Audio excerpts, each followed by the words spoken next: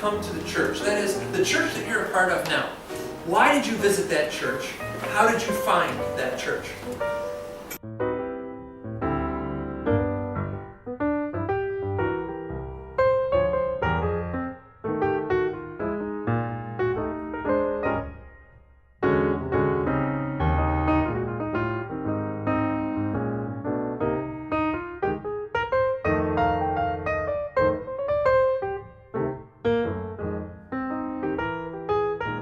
We asked everybody that joined in over a 2-year period. We said, how did you find this church? When you first came, how did you come?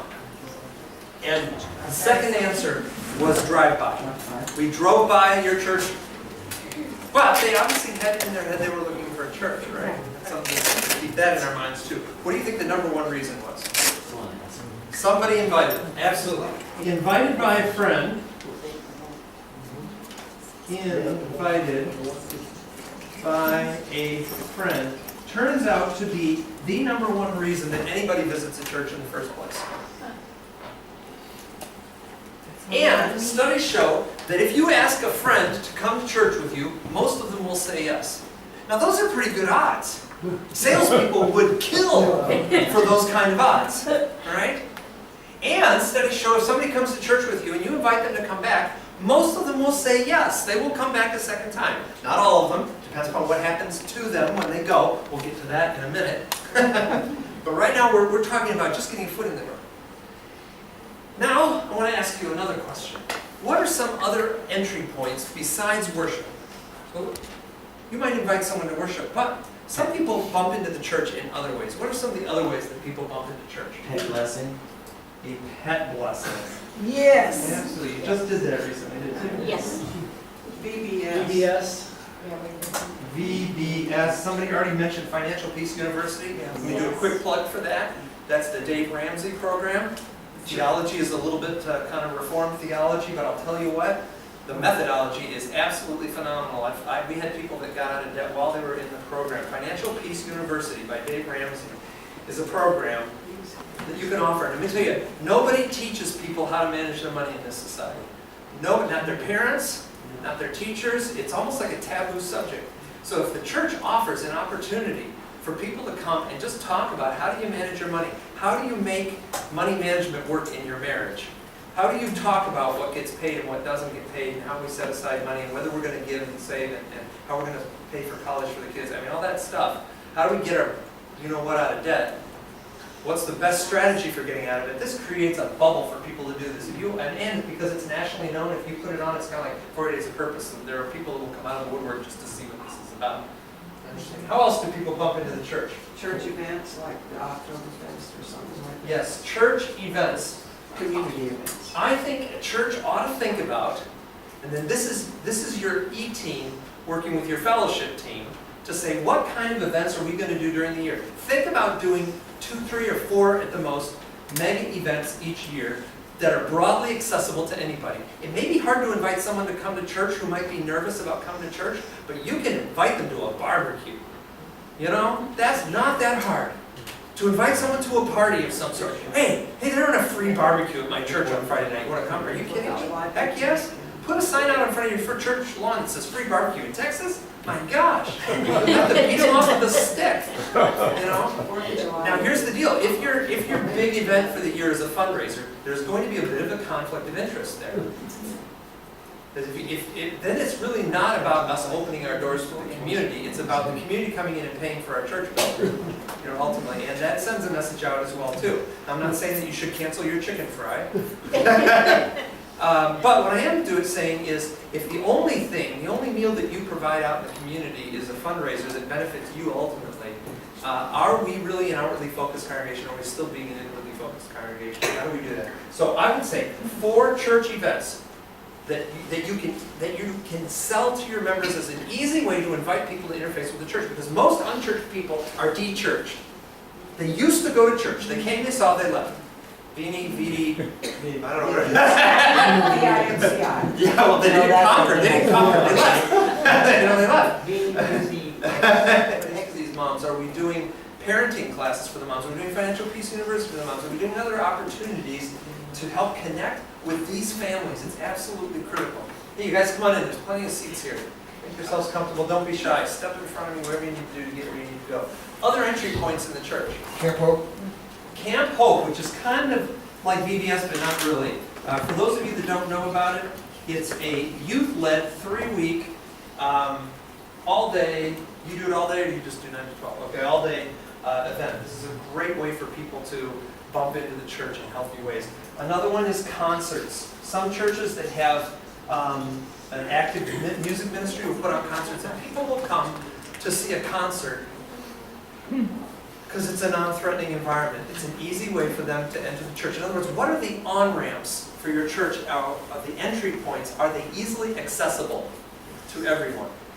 And for some people, worship is a harder entry point. We're asking, are there other things you can invite your members to invite people to that get them to bump into the church? Another one that I think I mentioned before are like home groups. You may not feel comfortable inviting someone to church, but you may feel more comfortable saying, hey, we're having a dinner over at our house and we're studying this book called The Good Samaritan or something like that. And would you like to come and join us? Just come have dinner with us, meet some of my friends. It's a bunch of people in the neighborhood that are getting together to study this book together. And most people will say yes to that. That's an easy entry point to the church. In fact, I would say that this is the way evangelism happens most commonly. It's an organic way that evangelism happens, that you invite someone to be part of a spiritual committee. And so think about the unchurched people that you know. Imagine for just a second the face of someone that you know that doesn't go to church. And imagine inviting them to a small group Bible study where they just kind of sit on the periphery. Maybe they don't even participate verbally in the conversation at all, but they come, they have hospitality, they get to be inside your house. People love to go inside other people's houses. You know? Look at the pictures, look at the way they're decorating, all that kind of stuff, and it's magnetic. It's magnetic. Houses are one of our most fantastic evangelism assets that we're not using. In fact, if a Bible study is going to meet, I kind of discourage them from meeting in the church. There's nothing more antiseptic than meeting in a Sunday school room with tables and folding chairs, and where instead we could be in somebody's house with a couch and serve iced tea and looking at the pictures on the wall and hearing some music play and maybe a glass of wine. Now this is my kind of Bible study, you know. This is fun. And it should be fun. And it's a great way to invite people in. I think small groups, home groups, are the most effective evangelism tool we could possibly have. So your unchurched people, they come, they sit, they listen, they hear people having a spiritual conversation with one another, talking about their kids and their lives and their jobs and how this faith impacts real life.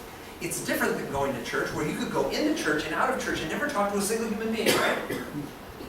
How else? If you have a preschool and a youth group, and you have some adults that are willing to help the youth group provide night care for date night for the parents in the preschool.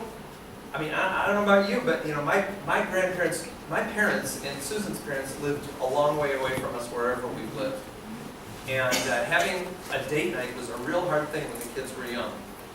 And a lot of churches, especially if you're in a church that is older than average Lutheran church is 55 years old, yet the population is about 35 average.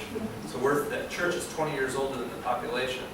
But our asset is we've got a lot of great grandparents who could also help. So you don't just need the youth group. You can invite grandparents to be involved in that too, and it's a great entry point for the church.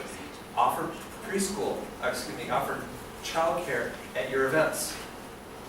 Well, we don't have anyone that have children. Wonder why that is. I mean, think about that a little bit. If you're going to be involved, and you got kids, you know, that's absolutely critical. Now, I want to shift the conversation a little bit and add another wrinkle to this and ask the question, how is your church get known in the community?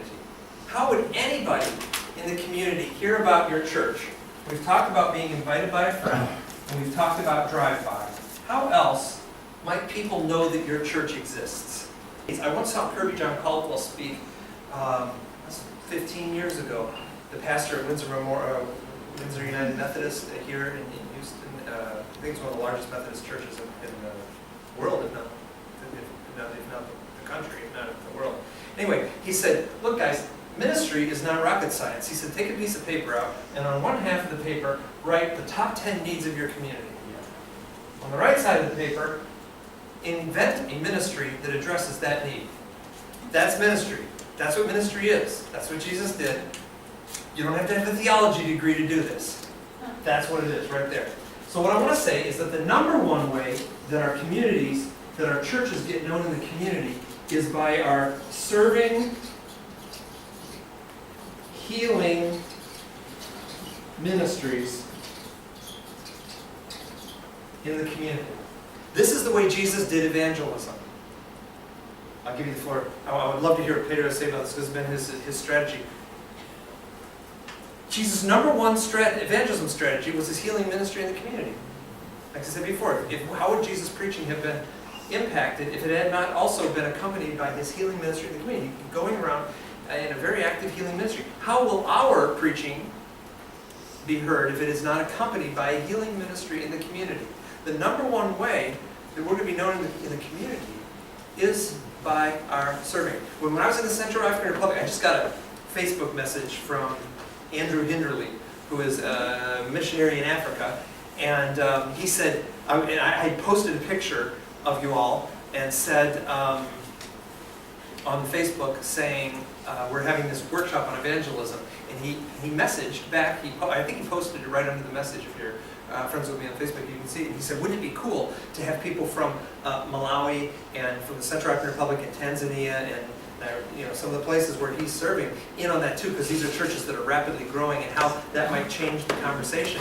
And I said, well, they're kind of in the room with us because some of us have been there and we experienced it. When we talk to the folks, we talk to the evangelism team at the Central African Republic. This is our companion synod church where he told me a couple years ago that they had 400 and some congregations, and then when we went and visited last year, he said we have 500 and some congregations. I mean, it gives you a sense of how rapidly they're growing. And we went and visited with their evangelism team, and you know what they talked about?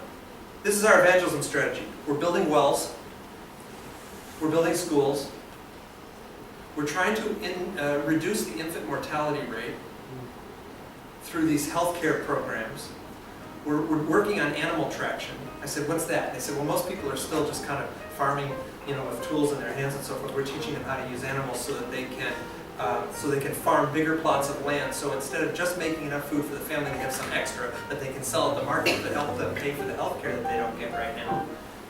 In other words, their evangelism program was their service and social ministry, their healing ministry in the community. That's what it was.